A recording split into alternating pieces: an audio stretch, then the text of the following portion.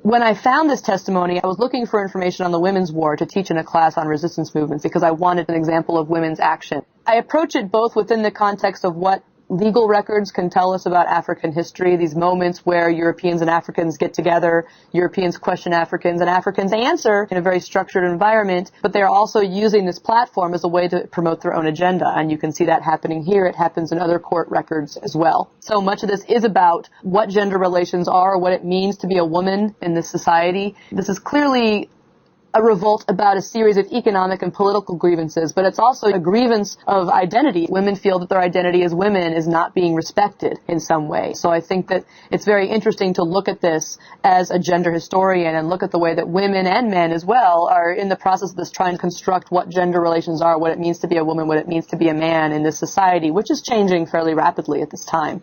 This testimony from southeastern Nigeria came about as a result of a commission of inquiry into something that the colonial officials called the Aba riots, which took place in 1929 and 1930, but which the Nigerians who participated in it called the Women's War.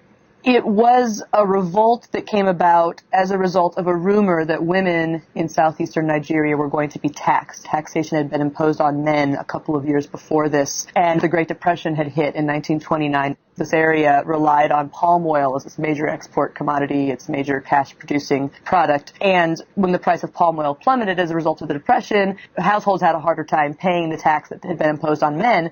Then the colonial government decided to do a census to recount everybody in the area, come into a household, count the wives, count the goats, count the men, count the children. And this led women to believe that they were going to be taxed next. The last time the government had done a census, it was a ruse to begin a taxation policy.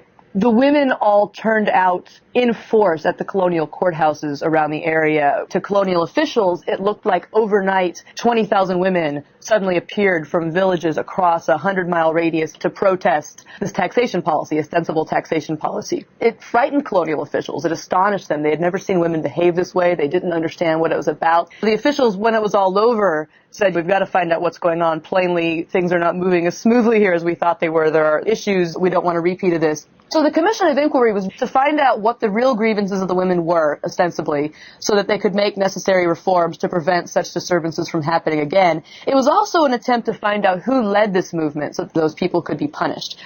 The other grievance that women have that makes sense to colonial officials at some level is when colonial officials come into the area, they basically ask people, who's the leader? Who's in charge here? This is how Europeans ruled. European officials ran into a real problem in Igbo society because there wasn't one person in charge. So what they essentially had to do was find somebody that could be in charge, a single individual with whom they could interact. And they created that position basically out of nothing. They created something called a warrant chief. And he was given a warrant by the colonial officials to rule. He was given a cap of office, his insignia of office, and they were almost always men. But these chiefs tended not even to be drawn from the more respected elders in the society. They tended to be drawn from ambitious young men who had been the first ones to curry favor with European officials. And so they were not at all popular in the community. They were in charge of enforcing colonial orders, collecting taxes. They were seen as very corrupt and completely illegitimate.